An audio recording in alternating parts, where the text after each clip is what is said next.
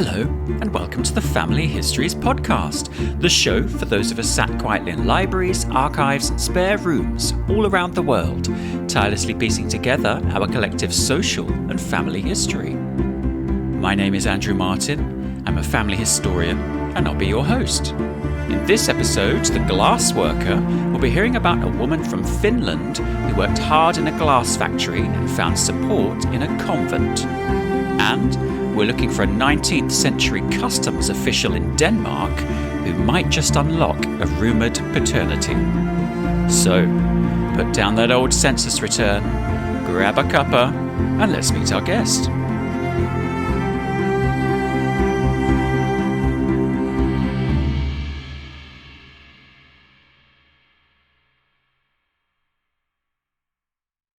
My guest today is a professional genealogist who helps reunite families with their Danish roots. She's officially a certified genealogist and an alumna of the ProGen study group.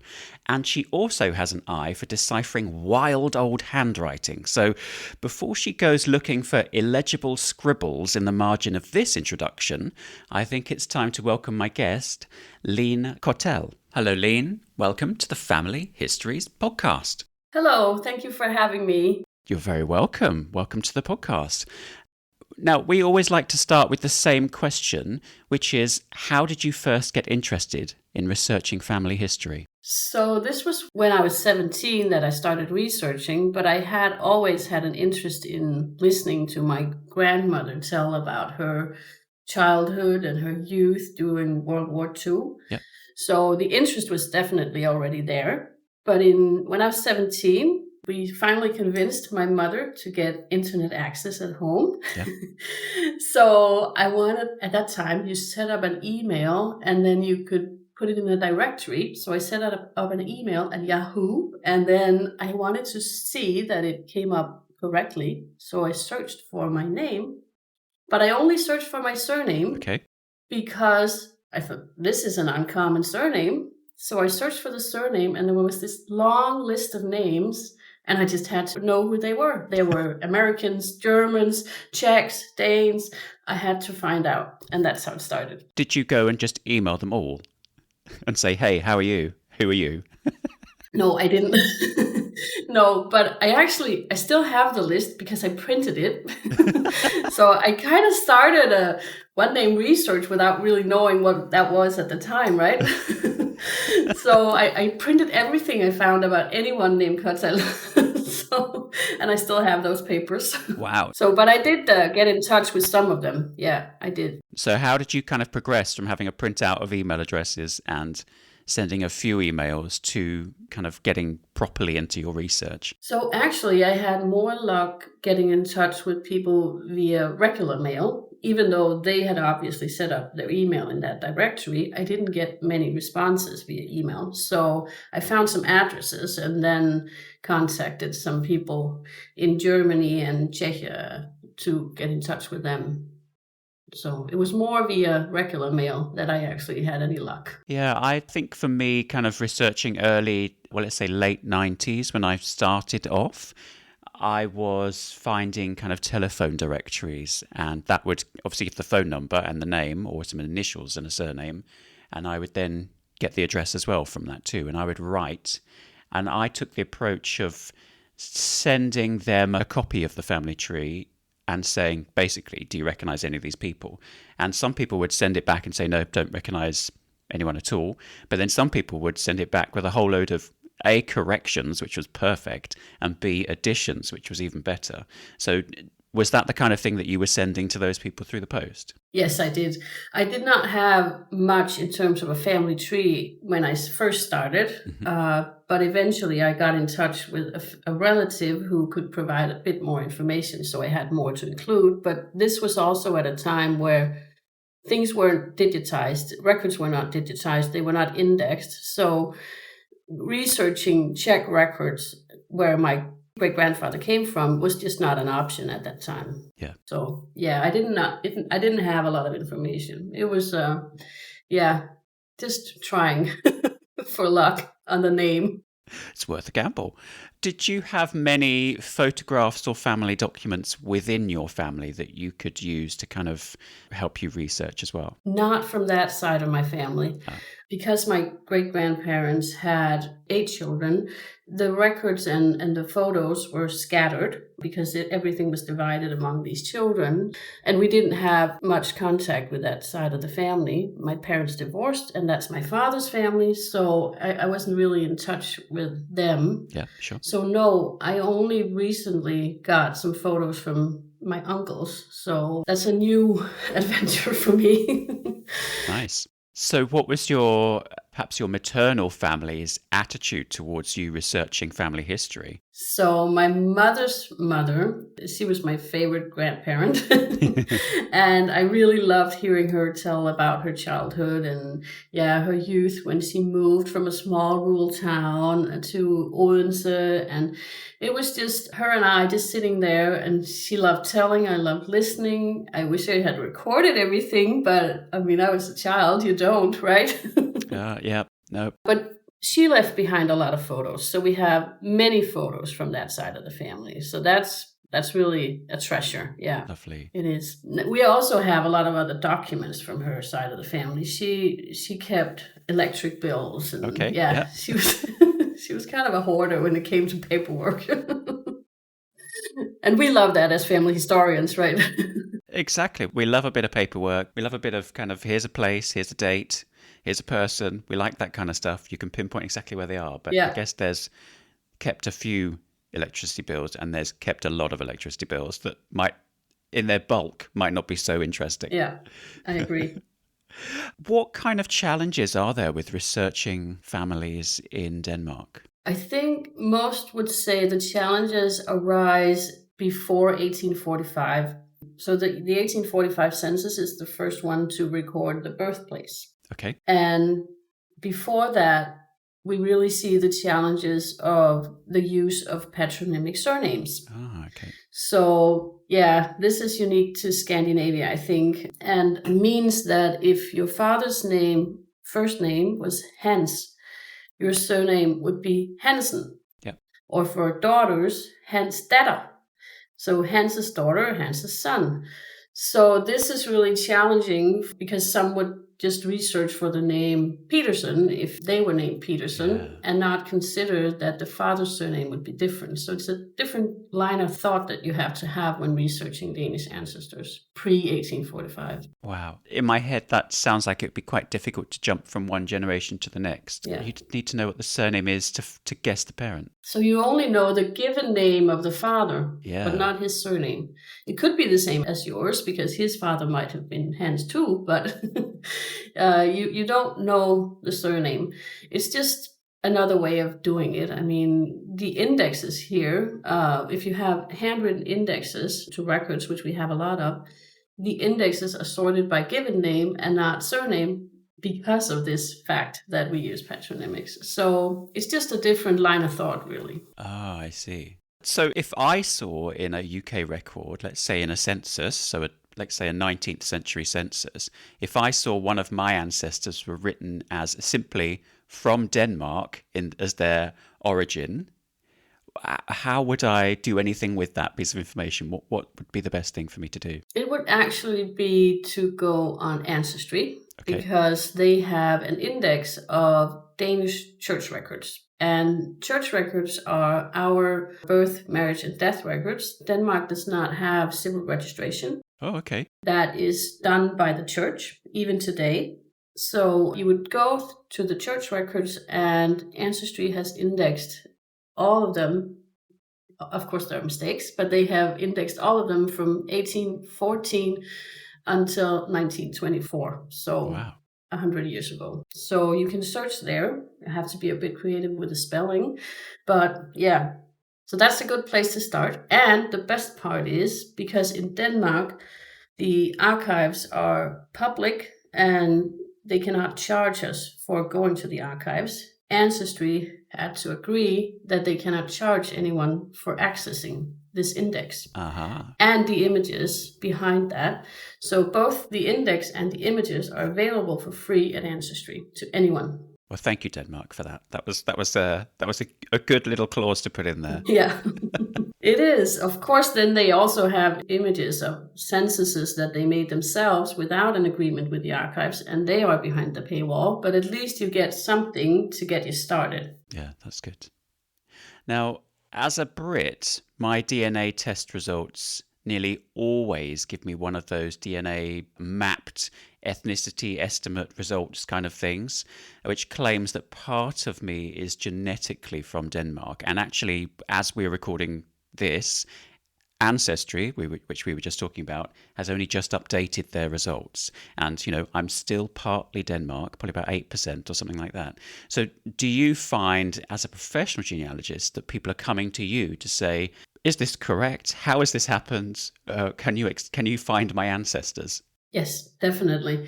And also the other way around, that I have Danish clients who ask, why do I have British ancestry? Okay. So there's a mix there because we plundered your ancestors. So we came there and then we plundered. That's fine. And then they made some children, and yeah, you're the product of that probably. If it's a tiny amount, it's difficult to say that the estimate is accurate, right? Yeah, if it's just like a trace. But yeah, I mean, if you know your history, you know that some Danes came to the UK, but then to be fair, the UK just went everywhere else and did some terrible things. But there were actually also British businessmen, I like to call them, that went to Denmark and settled here in the 1800s. Okay. So it's not just about the Vikings. It's also simple trade and going somewhere to find luck in your business. There are different aspects to it. So what made you decide to be a professional genealogist? I had helped someone for free, Americans, and then came the financial crisis, and I was unemployed. Okay. And then I thought, why not try to make an income, at least for a while, doing genealogy for others. And then I kept it on the side after getting a job. And then in 2019, I decided that it was time to go full-time pro. I had done that on the side since 2013, but then in 19, I went full-time. I wasn't satisfied in the job I had at the time. And my husband said, just go for it. I know you want to. So yeah, he's actually the one who encouraged me to do it. So yeah, so then I went full-time pro the year before COVID hit. And that became a challenge because obviously the archives closed. Yeah. And I had decided, I like any project, but I like the ones where I have to go more in depth. And that typically requires going to research records at the archives. So when they closed, I had to pivot and try to do things online only. Yeah, difficult. Yeah, we got through it, right? Yeah. And do you find that you have a mix of clients? Do they tend to be maybe Danish people wanting to know about people outside of Denmark, or are they tending to be people who are outside wanting to find the Danish roots? So about 50% of my clients, I would say, are not Danes. They are Australians, British, or Americans, typically, who have Danish ancestors. Okay.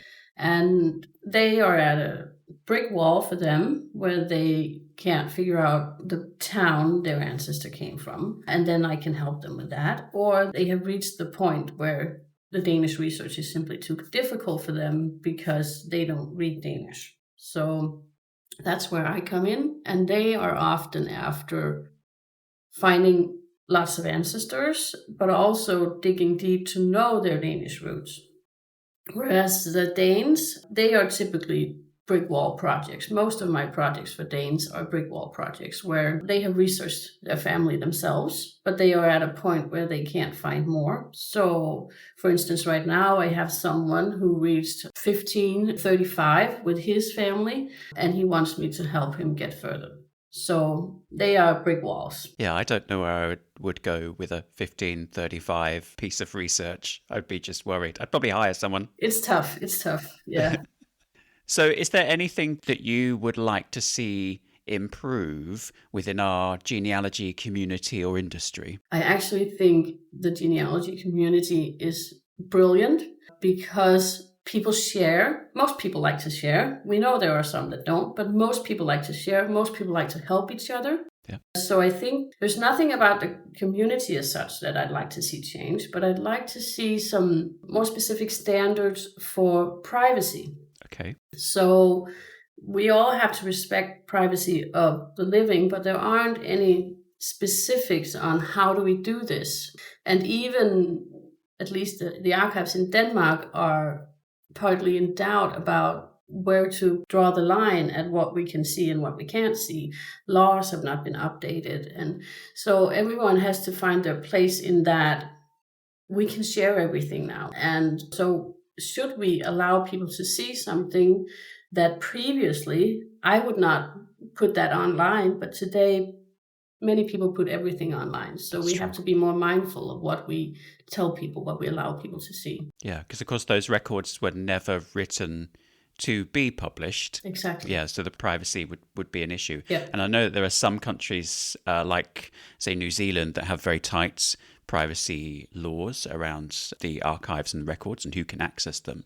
But I think it's a very good question as to, where is the line with that privacy? Yeah, and I know I'm really strict when it comes to that. So I would not take on a project where I feared that someone would publish sensitive information. Then I would say no to that client. But at the same time, I think right now there's a trend in the Danish National Archives towards being too tight. So they have blocked some information back to 1892. And I don't see the point in that because there are no living people who were born in 1892. No. Simply. So I think that's going overboard, right? And I think everyone has to find the balance. That's a process. Yeah, it needs a bit more thought. And talking of sharing, how do you share your research with your family? I share it orally every now and then because they're not really that interested. How dare they? So I did, I shared some writings with my grandmother who is no longer with us. So she liked reading it. She liked that I also took an interest in researching her family. But other than that, they are not really that interested. So it's more of, if there's an anecdote, I tell it sometimes. And I ask for photos or records and I tell them, do keep that. Don't throw that away. So yeah, there's not much sharing. Not with close family, but distant cousins who research the same distant ancestor. I share in writing and emails. Well, maybe the closer relatives will become interested in family history at some point. And, if they do, then they've got this episode of this podcast they can listen to as well. So, yeah. Ooh, time for a little advert break.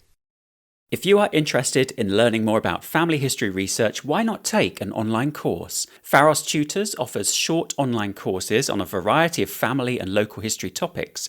Whether you want to learn more about how to do your research, have a yearning to learn more about manorial records, or are interested in a formal certificate program. With over 50 courses ranging from beginners to advanced, there is something for everyone.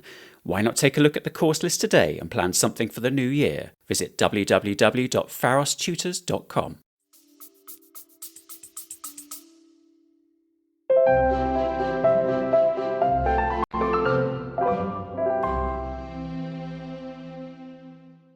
Do you have a swashbuckling ancestor, a famous ghostly uncle, a celebrated author, or a much-hated despot in your tree? Nope, me neither. But you never know until you research your relatives beyond just those names and dates. And with this in mind, it's time for my guest to pick one of their most fascinating relatives that they've researched and then tell their life story.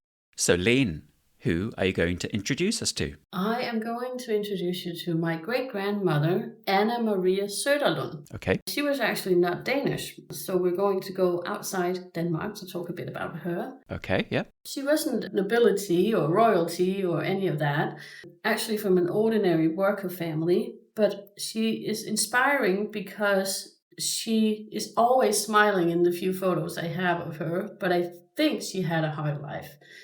So that's why I think she's special. Okay, so where does Anna's story begin? So she was born in Finland. Okay. In 1880 in Finland. She was born there. I knew that when I started researching her, but I didn't know the exact town she was born in. So I had no birth record for her, and it was really difficult for me to find that birth record. Okay. This was before we had all the indexes.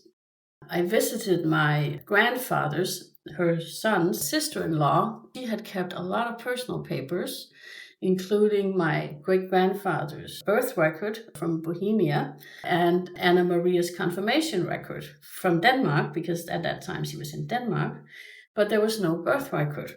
So I had no idea which town she was born in. The Danish record simply said Finland. So there was no clue for the town there. And it took me years to find it. And actually, it took an index to find it. The index became my breakthrough. So her father was a glassmaker, and they traveled around for work like other craftsmen. Actually, I didn't know that before I started researching. I thought if you have a factory job, which glassworking is, then you stay where you are, right? You stay put at that factory. Near the factory, yeah. Yeah. But they actually traveled around for work like other craftsmen to expand their skills, because different glassworks had different areas of specialty. Yeah, I guess. So they traveled around to get better. So they were in Finland, and at this time I didn't know where in Finland, but then this index record showed up at Ancestry years later, where they were suddenly in Norway. So they went to Norway, and I would never have found this record if I didn't have the index, because this place in Norway is 1,500 kilometers away from where she was born in Finland. So they traveled across Finland, from the eastern border of Finland, across Sweden to Norway to this place. That's where I found them, in the 1891 census of Norway. So, and that stated her town of birth. Misspelled, but it was there. It's good enough, yeah. Yeah. So that was the huge breakthrough, that I would never have found it without an index. Who would have thought to look there, that they had gone to Norway as well? Did they stop at all in Sweden? I think they did, but I still have no evidence of that, because there are no records to just pinpoint, because there were no censuses every year, right? So yeah, parents didn't have any children while they were traveling. So I'm sure he must have worked along the way. They didn't take like 1,500 kilometers in one stretch. I doubt that. Yeah, that's a bit too much, yeah. Yeah. But they did go to Norway before they came to Denmark. So the year after they went to Norway, they came to Denmark. But first, I'd like to tell you a little about that Norwegian census, to inspire someone to look there if there might be ancestors there, because it's quite special. They actually have 1 page per person. So it's not 1 page listing each person on a different line. It's 1 page per person. I've never seen that anywhere else. No. So they are consecutive. So her father first, then her mother, and then her brothers and her. But they have 1 page, and it actually says that they spoke Finnish in the family. Okay. And that was an eye-opener for me too, because the surname Söderlund is actually Swedish. So at first I thought she must have been Swedish, and maybe Finland was a mistake. But it was a great breakthrough. It gave her parents' birthplaces and names, and 3 brothers. I only knew she had 2. So that record really helped me with that line. Yeah, it really gave you lots of new avenues to research from. Yeah, it did. So then they came to Denmark. First they came to Copenhagen, because there was a glassworks there, Hellerup Glassworks. Yeah.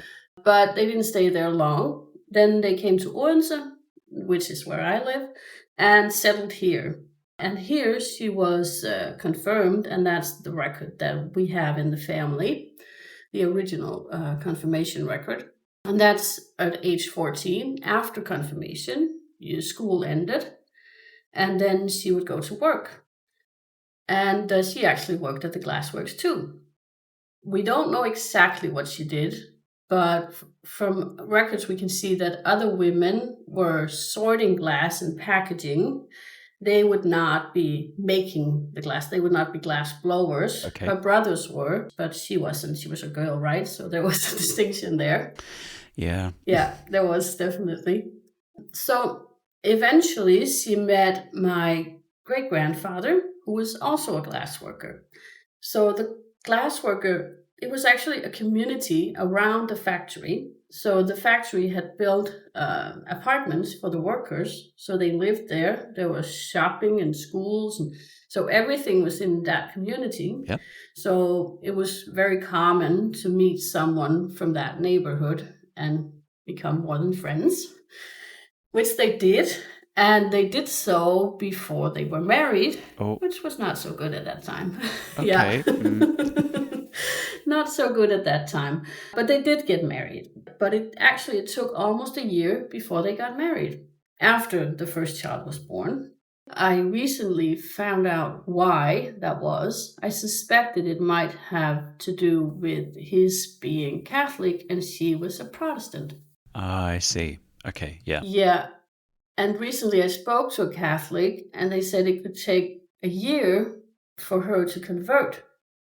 So, yeah, before they figured out she was pregnant and that they decided they were going to marry, then she had to go through this lengthy process of converting, and then they could get married in the Catholic Church here in Odense. So I think that explains why it took so long. Because if they had both been Protestants, they would have done like many other Danes have done in the 1800s, simply quickly get married before the child is born. Yeah. But obviously they couldn't because he was a Catholic. But they got married and had more children. So of course she was a housewife. And we don't know much about what housewives really did, except of course we know what they did, but we don't have records of that, right? No. But I think the photos that we have tell a lot about that. She's this slightly overweight woman who looks like a real housewife. Okay. I hope I'm not offending anyone, but this grandmother kind of type, warm, smiling, and really lives off good food, right? You know what I mean? It's probably, I'm just not going to say a great deal at that point. Yeah, but that's how it is. And she always looked happy. And I think that's inspiring because, they were traveling around when she was a child, and being a glassworker family could not have been easy. No. They experienced times of unemployment. There was this movement of unions at the beginning of the 1900s, and the conditions for the workers at the glass factory, they were not good. So there were frequent strikes. And actually in 1906, my great-grandfather was laid off because he took part in those strikes. So they had to move to a suburb in Odense, and there he worked at a paper factory. And that would have been a step down to just work in a paper factory rather than being a glass maker. At the glassworks was a distinction between being the glass maker and the other workers at the factory. So there was definitely a distinction, a hierarchy there. Yeah, a lot of skill. So they had to go there and work for some years at the paper factory. Then he got back at the glassworks. But then he was listed as someone who sorted glass. So I don't think they ever really forgave him for being a part of the strikes. And I also saw that when they died, they are listed as poor. So they did have a tough life. They did, definitely. But their later years, they moved into a convent in that suburb where the paper factory lies, in Dalum, it's a suburb of Odense. And that convent, the buildings still exist. It's no longer a convent. It was sold last year. But I had a chance to go into the garden. After it was sold, the entrepreneur who was going to repurpose it opened the grounds so the public could come in and see the garden. Not inside. I would have loved to go inside, but we were not allowed to. Yeah, I bet. Yeah. But I could see that they had chickens. They had a vegetable garden. And so I'm sure those that were there were expected to help as much as they could. So I imagine that she collected eggs and helped in the vegetable garden, and that they sat on the bench in the garden in the sun and just enjoyed their life there. And I think workers, although they know that they had a tough life, I like to think that they appreciated the little things like sitting on that bench in the sun and being grateful for the fact that they were allowed to stay there instead of having to stay at an apartment, which they could probably barely afford, right? They had 8 children. So quite a lot of children compared to today's standards. That's quite a brood. Yeah. And then she had those 3 brothers. I only knew she had 2. In 1923, they applied for Danish citizenship. And I think her brother's tragic fate had something to do with that. See, in Denmark, there was a law about foreigners, and they had to be employed to stay here. So her brother was unemployed like other glass workers, and he didn't find work elsewhere, or didn't want to take it, we don't know. At least he didn't work, so he was deported to Finland in 1910. He got married there, had a daughter, but then the Civil War broke out in Finland in 1918. And he was put in a Russian prison camp, and he died there of starvation. And 4 months later, his wife gave birth to their son. So, and I've actually spoken to their descendants there, because I put my information online on my website about this family, and then he contacted me, the grandson of that son who was born after the father died. He had the exact same photo that I had on my website, where I wrote, "This is my great-grandfather, Maximilian Kottal from Bohemia." And he contacted me and said, "This cannot be your great-grandfather, because it is my great-grandfather who was born in Finland." So we disagreed on who was in the photo. I think that's a classic, because someone said this is grandfather, and then we kind of forget to ask who's grandfather, right? Yes. Yeah, I think I tend to agree with him, because looking at other photos, that man doesn't really look like my great-grandfather. He looks more like my great-grandmother. So I tend to agree that it was, in fact, her father. So we're back another generation. And her father went back to Finland. So it would make sense that they had the photo in Finland as well as we did here in Denmark. Yeah. Luckily, she had married someone with that rather special Kottal surname, my great-grandmother, because one day someone came from Finland to ask for the Kottal family in Odense. They drove into a gas station and only had the name and asked, "Where's the Kottal family?" And then, yeah, they did. It was extraordinary.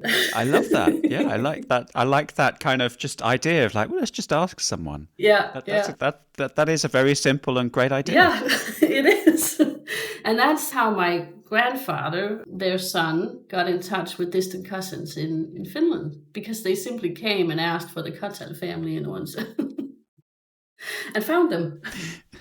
But I think my great-grandmother's story tells us a little about the challenges that we have when we research women. They are often described in terms of the husband, and that includes the citizenship file as well. Okay. I had to apply to see that because it wasn't old enough for me to access it freely. Yeah. So I applied and I got access, and it was such a disappointment. This was before I found the Norwegian index, and there was nothing. All it said was that she was from Finland. It didn't even say how old she was, when she was born, nothing. Just she's from Finland. And there were a lot of details about her husband, my great-grandfather, but not about her.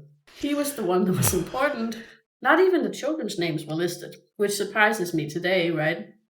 Today they would look at the entire family and record everything about the family, right? Yeah. But not then. It was just, did he have a job? Do we think he's going to keep having a job so that he can support the family? And that's it. So I had no luck in finding her birthplace there. But then later I found the index that led me to all the information I have about that family now. But I think that makes it interesting, because we have to look at the men's sources to find information about the women. Yeah. And if there is anything about them, yeah. I like researching women because of this challenge. I often bump into old newspaper articles, and they might be even as late as kind of the 1950s, 1950s, I think, here in the UK. And I bump into them because I'm cataloguing some items for an archive. And it will be a newspaper article, and it might be an obituary, or it might be some special occasion, and it would just say, "Oh yes, Mrs. William Jones has done this, or we're really sad at the death of Mrs. George Barker, or something like that. And you're thinking, well, this is her obituary. At least give her name. And it's really annoying. Yeah, and actually in Denmark we don't have a tradition of doing obituaries. Okay. There might be, today there would be a notice of the death, but not like, I don't know if you do that in the UK, but like we see in US newspapers, we see these lengthy descriptions of the person's life and when they came to the US and what they did, what they worked, and their children's names and everything. We don't have that in Denmark. We never have, really. It's only, obituaries are for famous people, not ordinary people. Okay. I think the reason is most people stay in the same place in Denmark, so families would stay in the same parish. So why would you write a lengthy story in the newspapers about their lives? Because everyone in the local community knew it already, right? For genealogists in the future, that's why you'd write them. We would want them to do that. And they also should keep a diary. Exactly, yes. Yeah. But they didn't. They were too busy taking care of their children and earning enough to put food on the table. Yeah. Yeah, just trying to survive. Yeah. Yeah, exactly. So how old was Anna when she passed away? Did she live to an old age? She was 75, actually. She outlived my great-grandfather by 11 years. Okay. And for almost 20 years, they stayed at the convent. They were allowed to share a room at the convent. If they had been in a rural area, they would have been separated. Okay. So they were actually lucky because males and females were not allowed to stay in the same departments at these poorhouses. Even though they were married? Yeah. They would have been in a poorhouse if they couldn't provide for themselves. And then the man would have been in one department and the woman in another, even though they were married. And if the man could support himself, he would not have been in the poorhouse, but the woman would have been in the poorhouse.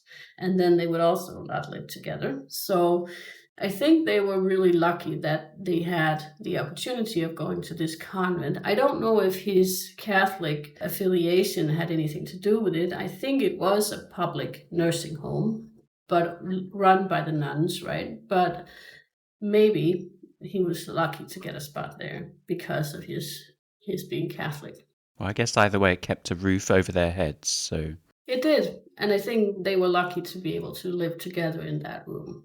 Their probate record, obviously there was no will and nothing to probate, but this record of their estate administration said that they only had the few things they had in their room at the convent, so their clothes, and not even the furniture was their own, because that belonged to the convent.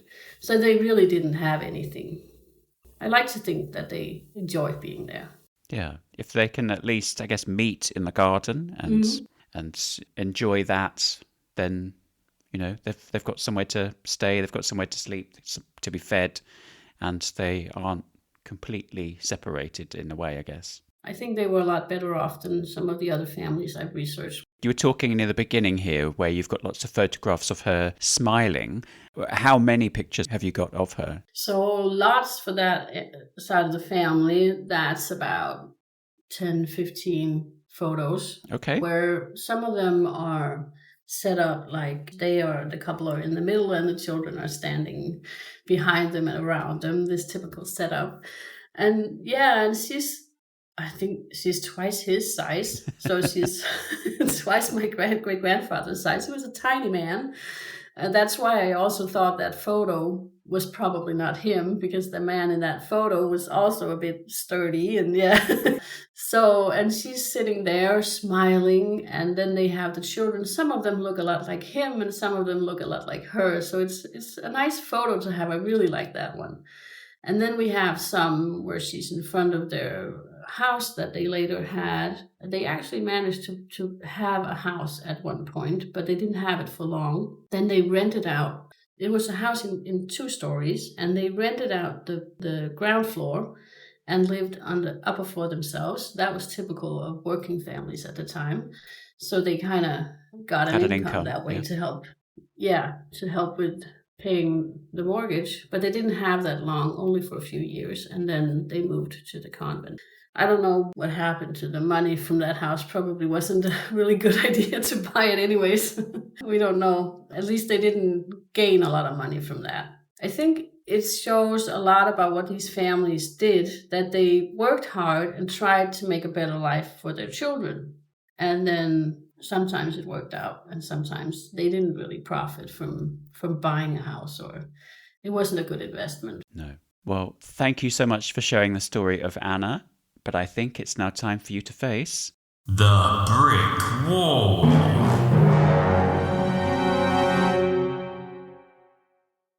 Research brick walls can abruptly present themselves during our research, and what a pain they can be, keeping us separated from our roots for hours, weeks, years, or maybe even forever.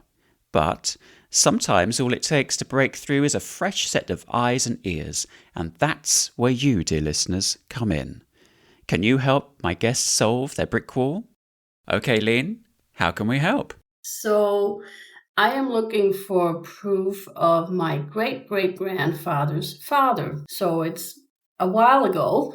Okay. My great-grandfather, Frederik Christiansen, was born out of wedlock in 1849. Yeah. So there's no information about his father in any records that I've been able to find, except that he was customs officer Dræby at the manors Silkeborg. That's what his mother claimed. Right. But we have no evidence that Dræby actually acknowledged the paternity.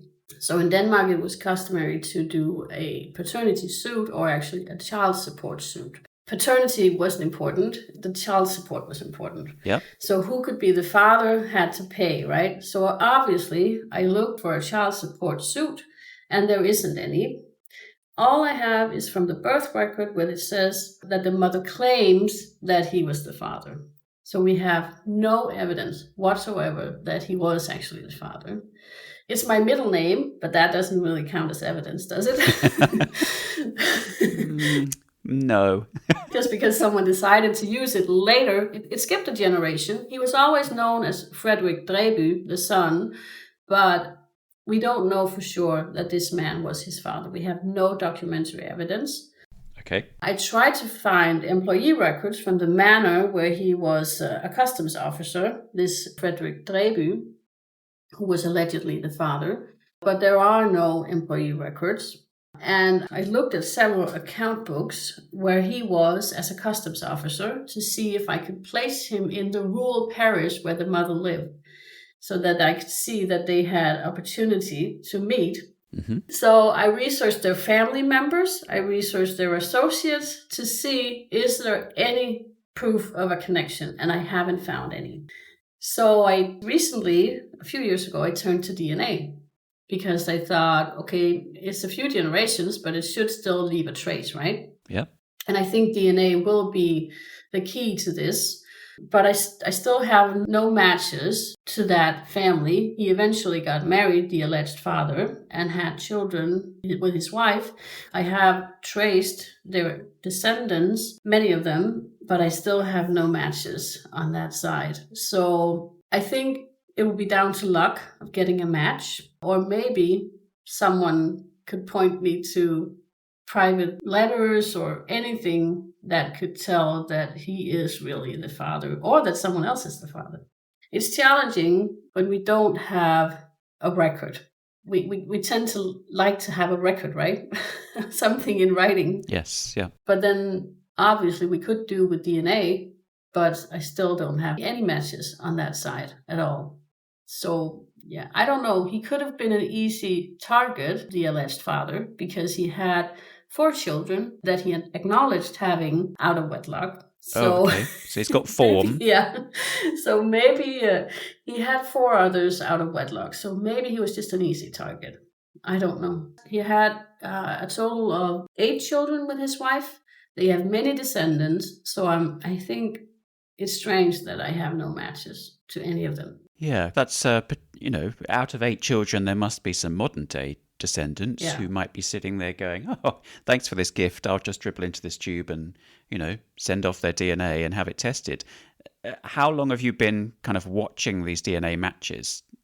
Or how long has your DNA been in the test? Only since 2021. So only 4 years. So it's not that long, really. And Denmark is behind on the whole DNA thing. Mm-hmm. So not as many Danes have tested. But My Heritage has done a lot to get Danes to test, done heavy advertising. So, but many of those, they only do it because of the ethnicity results and not because they're really interested in family history. But still, the results are there, so if we match, we can contact them, right? Yeah. My grandmother's sister is still living. She's 104. She turned 104 this year. She tested last year.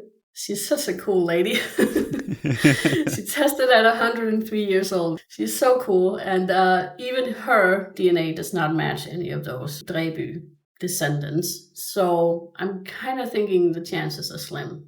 When her generation, she's 2 generations before me, right? She does not match any of them. She's that much closer. And I think, isn't it kind of about 5 or 6 generations for kind of autosomal DNA before the roulette that is, genetic inheritance, the roulette of that just could actually kind of exclude someone who is an ancestor, but just the roulette means that you just don't have enough of that or any of it, of their DNA, to actually prove the connections. Yeah, I think after getting her results, my approach will have to be to isolate the results that are from her paternal line where he was, to see if I match a group of other people, so I might find a different suspect as the father, right?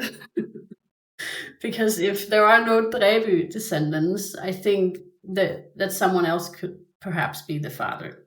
So that would be my approach, to look at the matches and see, is there any evidence that it could be someone else? Because the matches that are there must come from somewhere. Well, yes, yeah. Somebody's obviously in the mix there somewhere, but if it's not this Mr. Dræby, then it's someone else. Yeah. And you haven't got any documented evidence for making someone pay for maintenance of a child. And you also, I guess, that you haven't got any evidence of someone denying that it's their child either. There's no evidence that she ever sued him for child support. And I mean, at that time, they were allowed to make agreements in private without involvement of the authorities. So they could have done that. And it would make sense because his family was from the upper class and she was a peasant girl. So it would make sense that they made a private agreement to keep it out of the public eye, right? I see, yes. But still, that doesn't really count as evidence. It's just speculation. Yeah. So we can speculate and we can reason and see that it makes sense that there's no record. But yeah, it's not proof.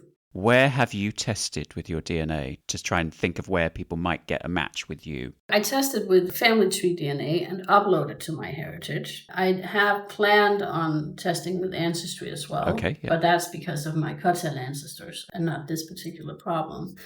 And this one was at My Heritage because that's where most Danes test. Yeah. So that's what I did, and my mother is tested there as well. Unfortunately, I didn't get a chance to test my father, but at least his brother tested, and then my grandmother's sister tested as well, and several distant cousins have tested as well. So we have quite good evidence of our side of this puzzle, but then lack a connection to the descendants of that father. So essentially you would like some Danes or people who have Danish ancestry and maybe live somewhere else perhaps to do a DNA test, ideally with My Heritage, I guess, to see if they can match with you. Yeah, and I actually have a Facebook group that I set up for descendants of that Dræby couple. That is actually Customs Officer Dræby's parents, so that I am 1 generation further back. Descendants of them, and people can join that group if they think they are descendants of that couple. And then we can have a chat about the implications of having a DNA test and whether they would like to do it, or perhaps they have some documentary evidence. We can share anything related to the family, not just DNA. They don't have to do a DNA test if they don't want to, but it's an option that we could discuss, and I'd be happy to explain what it means. And yeah. Okay. Well, I'm very happy to put a link to that in the episode description and the show notes for this particular episode. What's the best way for listeners to make contact with you if they think they have a clue or a stash of old letters from Mr. Dræby that says, please, that's not my child, go away, or they have a research idea? What's the best way for people to contact you? So I'm on Facebook. Also, I'm on Blue Sky, or they could contact me via my website. That is my professional website because I don't currently have a website with my personal research. Okay. But they're welcome to use my professional website to send me a message there. That is genealogist.kottal.com. So genealogist and my surname.com. Okay, well, we'll definitely put a link to that as well in the episode show notes. But of course, listeners can head over to familyhistoriespodcast.com where they can read this episode's show notes and send us a message. Or they can just email us at hello@familyhistoriespodcast.com and we'll pass that message along. Now, I think I can hear our listeners frantically scribbling notes and looking up where to get a DNA test, but while they go to have a rummage in the records, it's just possible that I might be able to help you with this, but you'll need to follow me through to the garage. Let's go. Whew, I'll just close this. It's getting chilly outside.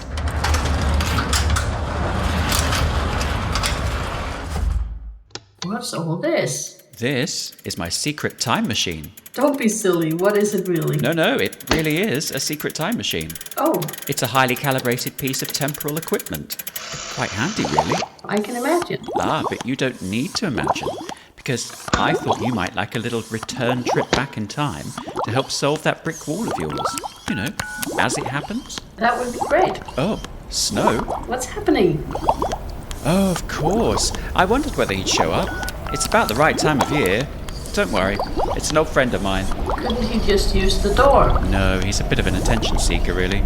Ho, ho, ho. Is that... Yep, sure is.